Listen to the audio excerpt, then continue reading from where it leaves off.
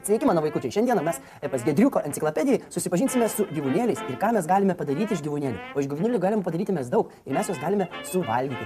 O tai va, žiūrėkite, šiandien pirmasis pas mus atėjo į svečius viščiukas, kuris daro cip cip cip. Ir kiekvieną rytą mes su tėveliais valgome kiaušinukus virtus arba skistokus. O sako, kad jūsų mėgiamose zefyruose, kuris mokykloje perkate, yra įdėta kiaušinio. Bet aš jums pasakysiu, kad kiaušinio įdėta čia nėra. Kaip patys matote, jūs apmulkino vaikučiai. Tai va, o iš viščiuko galima dar pasidaryti va, tokių dešryčių. Matote, kaip viščiuko kojytės, capu, bet dėja dešrytėse mes viščiuko niekaip nerasime, nes viščiuko čia nėra. Čia yra tik tai parašyti. O tuos viščiukus, vaikai, kad jums labai būtų įdomu, aš jums pasakysiu, jos tokie 60, įsivaizduoja 60, tai yra 60.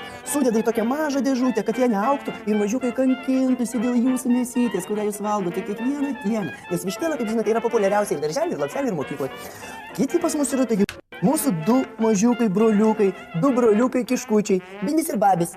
Binis ir Babis, matote? Ir kaip visą laiką mes žinome, kad pas kiškutį akis plačios, ausis stačios. Bet čia pas kiškučius ausytės nestačios. Matote, kaip jos nulinkusios, nes jie dabar žiūri, kaip elektra kraka jų mamytė. Iš kurios darys? Paskui mėsytė, iš to zuikučio. Va, mes turime iš zuikučio padarytų marinuotų zuikučio papilvėlių.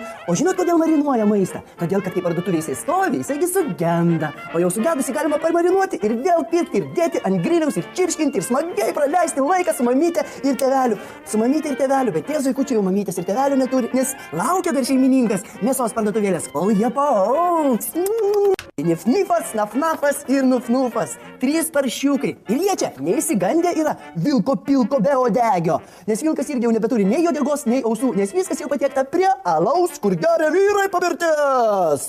Taigi va, iš paršiukų mes turime, dabar pasižiūrėkite, 3 jų nosytės. Nes paršiuką mes suvalgome ir nosytės, ir nagučius, ir kanopytės, viską. Ir odegytę mes sukramtom iki paskutinio kiauliuko. Tai mes turime kiaulytėms būti dėkingiausi, nes daugiausiai mes jo dalių ir išnaudojame. O čia yra, va, kaip matote, kiauliukų nosytės, kur kiaulienos iš vis nėra. Tai, kad galite ramiai valgyti, nes reiškia, jūs nebūsit nužudę nifnifo, nafnafo ir nufnufo. O čia yra jau jų mamytė. Matote, kad jinai jai uždėti botukai, nes kojytės jau jos nukirstos ir patiektos su žirniais ir spirgučiai. O dabar pasižiūrėkime su mūsų drauguku veršiuku Snaigė. Vat Snaigė, paskutinis jo žvilgsnis prieš patenkant į kapoklę. O kapoklė yra tokia, kai tasai veršiukas važiuoja ir jis skaldo dalimis. Ir mes iš to turime, va, čia yra dešinys šonas, petys veršiuko, o čia yra kairys. Jie buvo nukirsti ir patiekti mums ant stalo, bet čia veršiuko irgi nėra. Vaikai, mes valgom labiausiai ne juos, o tą mūsų mėgiamą chemiją. Kunigaikštis Gedriukvaldas, raitas ant savo ekologiško gaidžio, jojo pakakarikodamas į pilį, kur norėjo kovoti su baisiausiu slibinu Ramungaliu. O nugalėjęs tą slibiną Ramungalius pateko į sandėlį, kur ekologiškas gaidys išgelbėjo pasaulį nuo ir babaušių chemikalų. Kuo daugiau vaikai, kuo daugiau visokių gliukomatų, chemijos pridėta, kad ir šitą. Kur yra netikrų vaisių, tuo yra skaniau. Čia mes įdėjome 36 gliukomato ir viską aplaistėm visokiais skaniausiais dažikliais. Kaip skanų dažikliai, tai įvairiausių spalvų skoniai.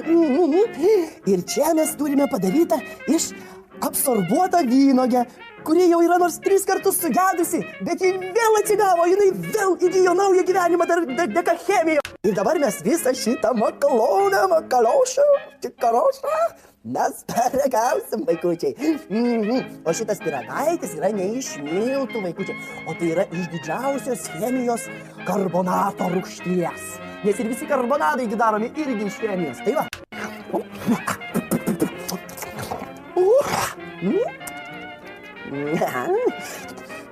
Kaip kvepia.